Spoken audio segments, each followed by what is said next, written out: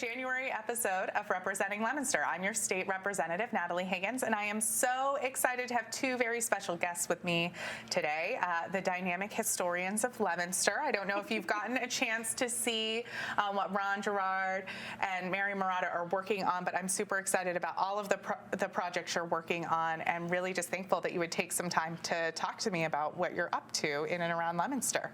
Well, thank you. Thank you, Natalie. It's really a pleasure to be here on your show. So can you tell me how the dynamic historians came about? I can. You know what? I think Ron has the first part of the story better. Yeah. So how this all evolved was in our office at the Historical Commission, a fellow by the name of Mike Kerrigan. I'm sure you know who he is. He's a fellow historian like we are, and he got the idea through a calendar that was put out by the Historical Society back in 1888. And it had Leominster events on the dates. And then we got an idea of putting it up on social media, their Facebook page, and with some history and photographs if he had it. And that worked out good. And then I had gotten the idea of doing one further, putting together presentations with photographs and music and transitions and history.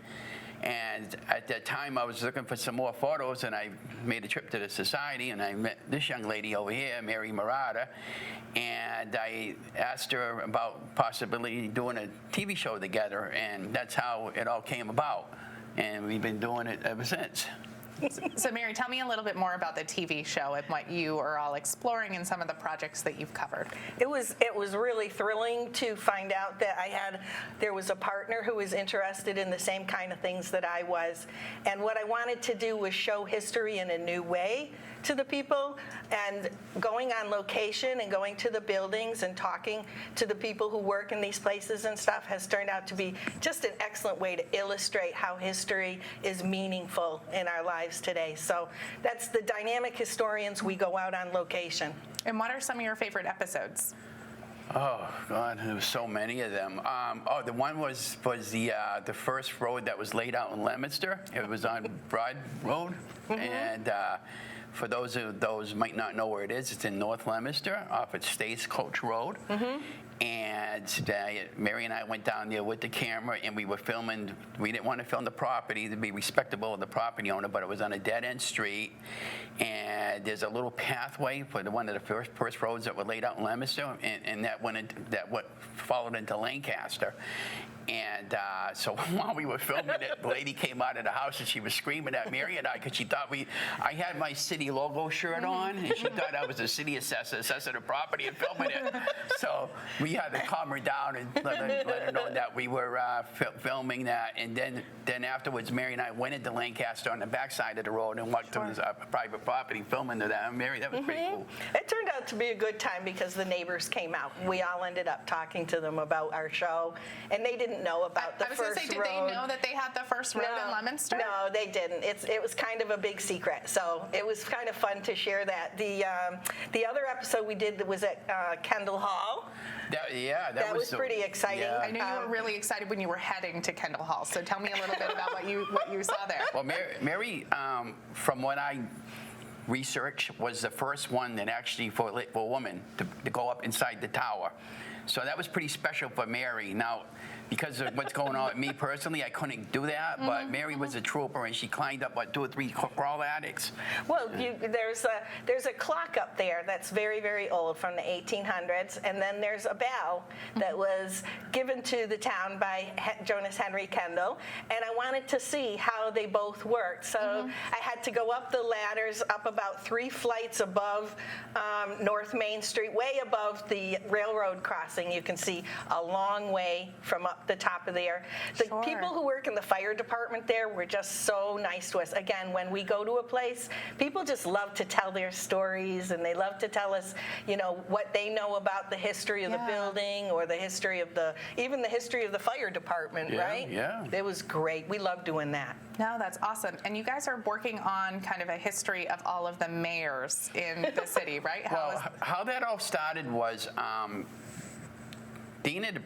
Mayor of Leominster, Dean Mazzarella, he had approached me a while back ago about writing a book on the mayors of Leominster. This is when we had the 3 mayors left. We just lost one this past year with McGottland. And I really liked the idea, and I was toying with it for a little while, and then Mary approached me. She said, "Ron, how do you feel about writing a book?" And she wasn't sure about what. And then I approached her about that idea, and so coming up after we exhausted our shows, we have two more shows to film, and we're going to be moving on to doing that project together as a project for writing. What we had in mind was, I approached Mary, you talked about it again this morning, was I just didn't want a book about a biography about the mayors. I want to take it further to be more personalized. Sure. And what I mean by that is mayor stories. Who was your favorite mayor? Why? What was some of the kids from the parent? What was your dad like as a mayor? What was he like as a person? What was he like as a family dad? Maybe they can help us out with some personal photographs, some baby photographs. I would like to go around with Mary around town and interview people that work directly with the mayors. Tell us some of your favorite mayor stories. Who was your least favorite? That type of thing. This book is going to be really great. It is. Yeah. And the important dates that we've come across in our events calendar, like when they decided to become a city, and the story of Henry Sawtell, the first mayor. He was the mayor for a long time. Actually, he was mayor for 10 years officially, but before Mayor Leominster, he was before we became a city. Right. He was head of the board of selectmen. Yeah. So technically, he had the job before that. So So when we come across details and personal information about him, who he was, who were his kids, what were his hobbies, where did he like to go, that kind of stuff is really interesting. We can go back and find that from the files. Yeah, that's awesome. That's so great. And so you brought a couple of books to share. Speaking of books, and these are new books that have been put out by other folks who care about Leominster's history. One from the Historical Commission and one from City Councilor Mark Bedanza. Right? That's right. Do you want to show them off? I'd love to. First, we'll talk about the Mark Bedanza book. It's called Risk Takers and History Makers. We were just filming Mark Bedanza at the Drake House the other day, weren't we? Yes, we was. So on our calendar event for February, the Francis Drake House comes up on our timeline.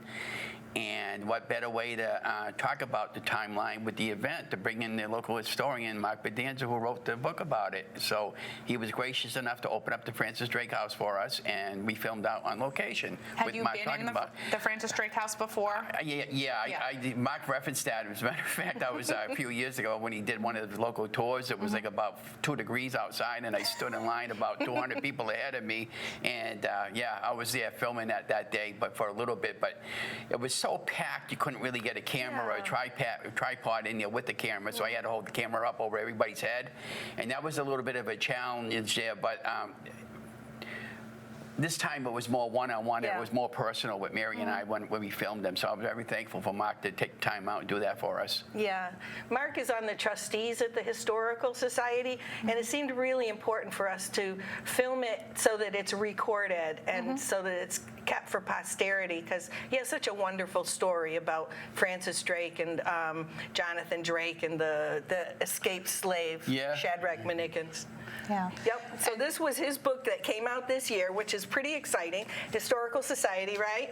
Yeah. And then one of the members of the Historical Commission, Pat LaPointe, that's correct. finished his book on the DPW. He was a former DPW worker himself. And so was my grandfather. I got that just in time for the holidays. I bet he liked it a lot, right? Yeah. It is chock full of photographs and information about the infrastructure of Leominster and how important the Department of Public Works and how the people that work in the Department of Works really help make Leominster keep going back in the first days and even today, all the way up to today. When Pat told me he was working on this book, I had no idea that there was going to be a 400-page history chronicling the development of Leominster. But it's fascinating and a really unique way to look at the history, right? Like how literally is a city built.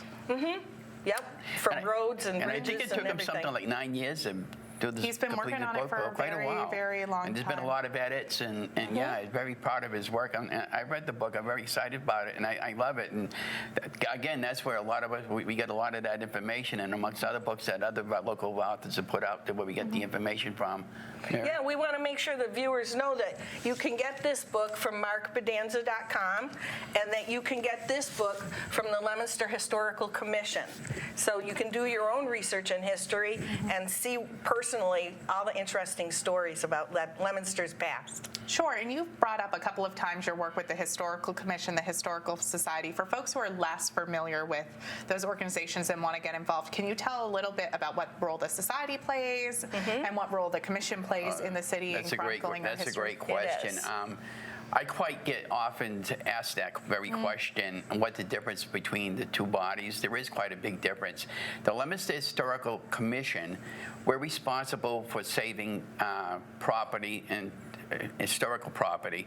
A perfect example is where I live at the Ivy Key Apartments, the former Jewett building.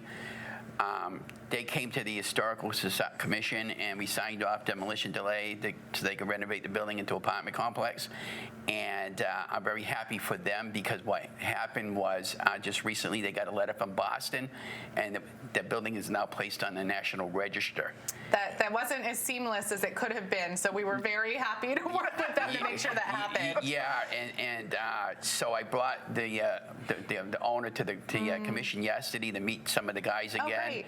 And they wanted some basic information about the plaque and where it should be going, and so we supplied all that information for them, and I'm very excited about that. Not just because I live there, because now it's going to be placed on the National Register, and that's a big deal. That's a big deal. It is. It's so important, and I'm so glad to see so many of these historic buildings being repurposed so that we can enjoy them. I can't wait for the Carter School apartments to be moved into. A perfect example would be the other building we have in Leominster that's currently under renovation up on Summer Street. So that's another building, and we got the Carter building going to be ready for rental next month. So I'm really excited about all that, Mary. Yeah, the commission's been around since what? 72. 1972. Yeah. And it's really very part of the city planning and is an important part to get, people have to go there to get paperwork done and so forth. It's a little bit different at the Historical Society. Yeah, so in the commission members are appointed by the mayor. That's correct. We're 7 members, and we're going to have associate members. Okay. But there's 7 members that go through the city council, and the final approval is by the mayor of Leominster. Yep.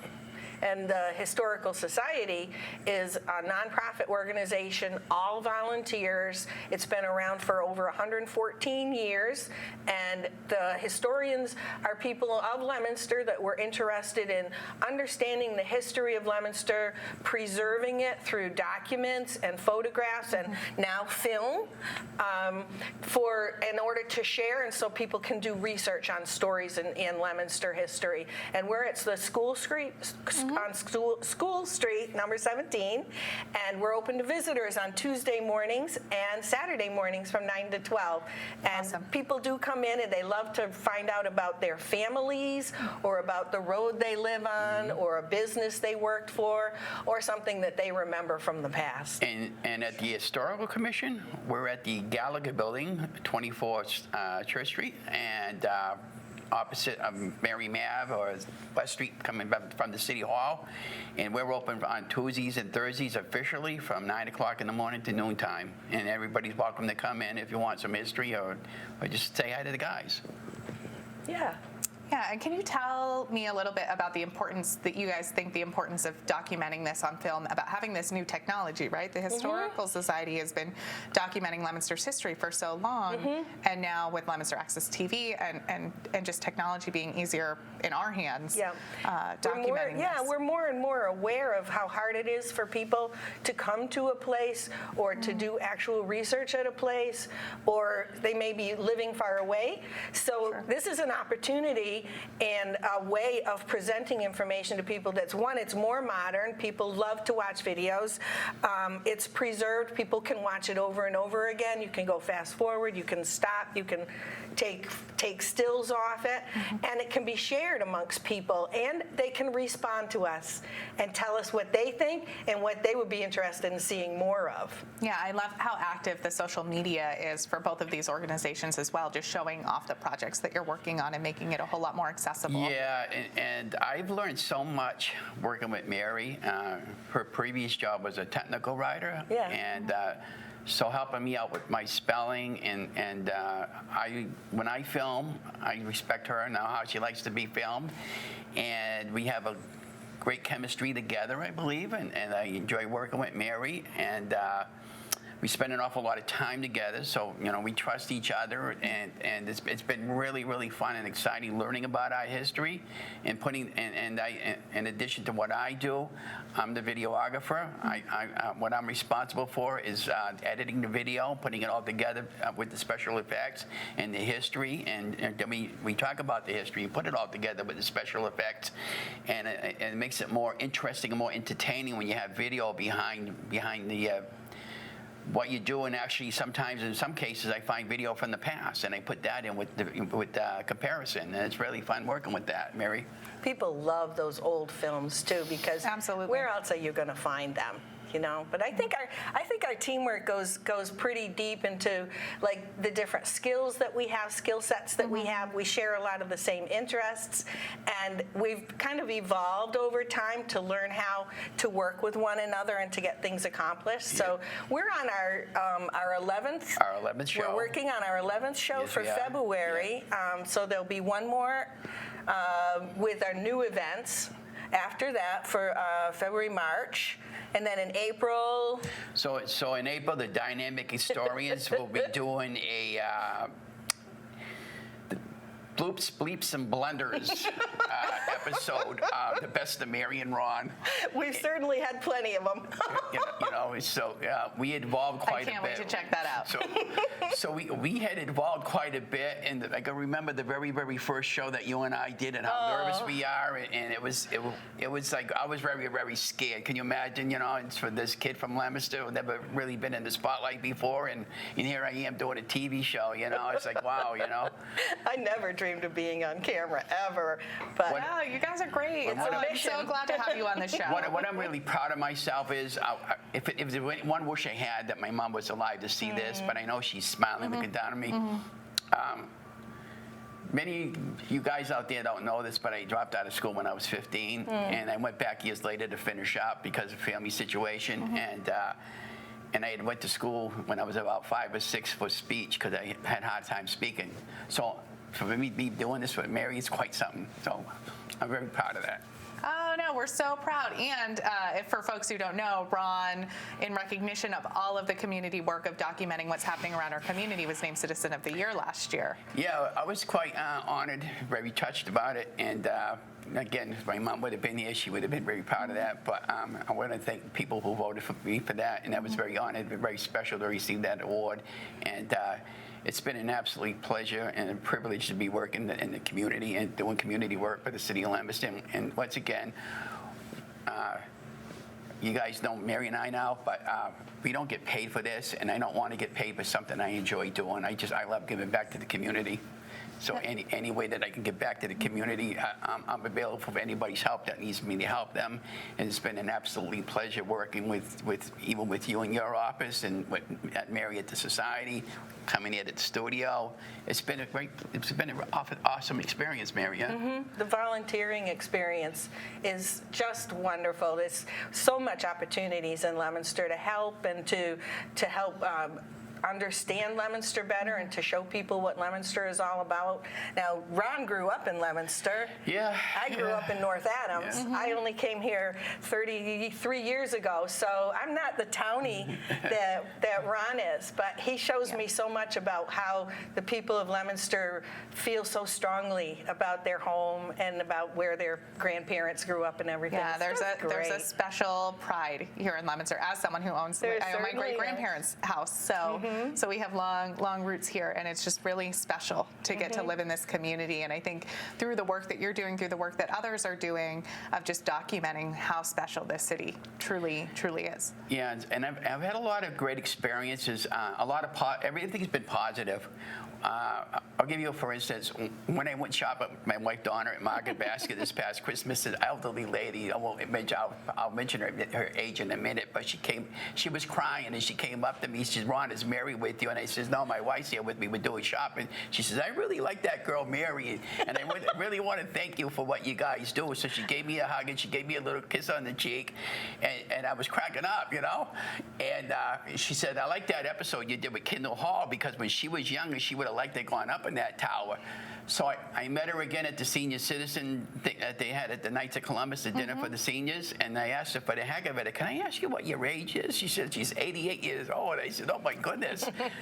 And I met her a couple of times other than that, and she keeps asking for Mary. She wants to meet Mary, but I told her, if you want, Mary, I'll you're bring a it to the celebrity. society.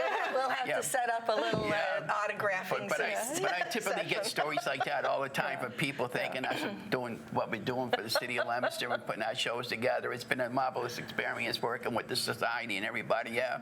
That's wonderful. Yeah. It's such a privilege to be able to go to the places, to take the time of people that know and understand something that I don't, that they explain it to me, and for me to be able to go in secret places and behind the front door to see what's really going on in places. It's something my father used to do, and it's just great to be able to carry that on and feel like we're actually putting it on film and sharing it well with whoever wants to watch it. Yeah, absolutely. And I know you guys are dying to know how we got our name, the Dynamic Historians. Yeah. What do you want to tell them about that? Well, I think it had something to do with the time machine. Oh, the time machine. That was a good episode. Yeah. So Mary and I, says for Dynamic Historians, I got the idea of going into the time machine so we could go back, like we're traveling back in time. So in the green screen room, we were filming an episode showing us traveling back in time in the time machine, and we were out front, and they were filming us getting ready to go into the time machine, and then one of the great fellows that work over here at the studio called us the Dynamic Historians, and that's kind of like how it started. So we thank Alan for that. And it kind of stuck with me. Yeah, Alan named me. Perfect. I wouldn't expect anything else. Yeah. So since this is the January episode and it's the beginning of a new year, what are you most looking forward to in 2020? Okay, so again, I was on. Everybody that knows that when I help out on Thursday nights, and I film behind the scene with Dean's show.